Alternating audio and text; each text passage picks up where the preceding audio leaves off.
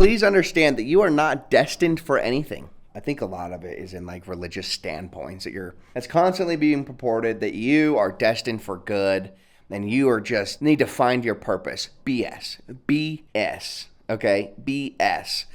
Ridiculous. Okay? You are not destined for anything. You don't just find your purpose. You curate your purpose and you curate what you're destined for. I can stand up right now and go and become a professional wrestler. I can stand up right now and go and become a successful entrepreneur. Well, I already have done that one. I could go be the best corporate level worker of all time if I wanted. I decide my destiny. I was given free will. I'm personally Christian. I believe that Jesus gave us our free will completely and utterly. I don't think that we are premeditatedly destined to anything. Absolutely not. And I think that you're a little bit of an idiot if you think that you're destined for something good, because I hear this one a lot. I hear it mostly from women, but I have heard it from men, like reaching out to older guys and older buddies of mine in high school. I'm like, have you done anything with your life? And it's like, no, I'm still trying to find my purpose. What do you mean find your purpose? What, do you find it under a bottle cap? What do you mean find your purpose? Where are you going to find it? At the store? In a brochure? Like, where are you going to find this? And then you're speaking to women. And it's like, yeah, I'm just trying to find myself. I'm just trying to find my purpose. I'm just, I know that the world, I'm just destined for so many better things. That's the one I hear all the time. I don't feel good. Like, I know I'm just destined for better things. Who said you were destined for better things? Nobody ever, not once. You created that. And the reason why you created this philosophy is because you do not want to have to admit that this doesn't exist, which then by extension means that you then have to go and create your destiny. You create it. You create your life. You create your purpose. You create everything. And when you opt out of this idea, you live in a perpetual state of servitude to complacency, and then that right there is why you convince yourself that you're destined for better things, that you have this purpose. That's why you do it, because it gives you the easy way out. You can opt out of the difficult thing of saying, and understand, I'm not just arrogant. I understand why people do this. I'm just explaining that you're an idiot if you believe this. Here's the duality so that you understand.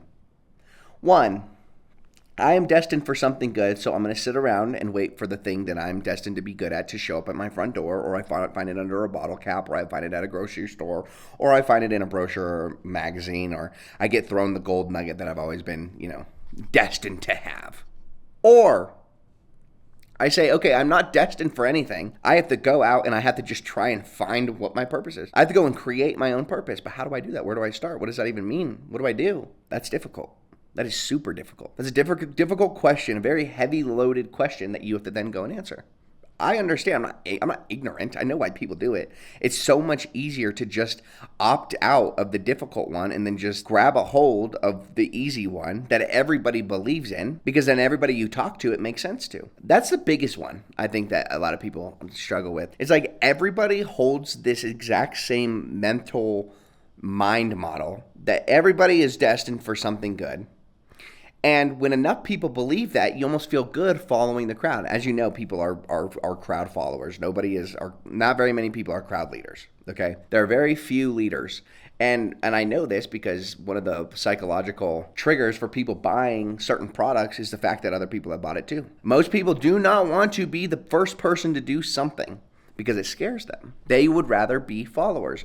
And so I understand why people say this, and I understand why it happens, because it's difficult to have that conversation with somebody that they do not want to listen to. So the reason why it's just like, if society as a whole was filled with people who just took authority over their own life and said, listen, destiny doesn't exist. I need to create my own destiny. I need to create my own life purpose. I need to create my own life values and tenets. Then everybody else would do that same thing as well. But majority of people decide to be lazy. And so it's something that you can actually use to your competitive advantage. With that understanding, if you're ready to just admit that you're lazy and you wanted the easy way out, then you can actually start to reverse engineer this and use this as a competitive advantage against everybody, because you know that everybody is a follower. Everybody wants the easy way out. And so you can make sales by simply just phrasing that this might be your destiny. And you can make a lot of money.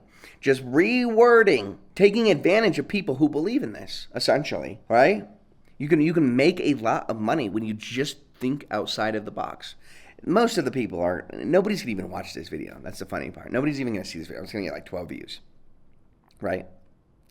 But for the 12 of you that watch this, please read the book Influence and start to understand how you can essentially persuade people into buying stuff from you by just using societal norms against them. It's quite an easy concept. It is quite an easy concept.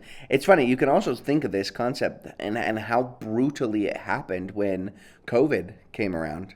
Everybody was getting their stim checks, and guess who it made a whole lot richer? The rich people. The people that were already rich just got richer. What does that mean? It's because they understood that, yes, these people are getting a lot of money, but I can just simply convince them to give it to me. I can make something that they'll all want, and they'll buy it. So you can utilize these societal norms against them and make a lot of money from it.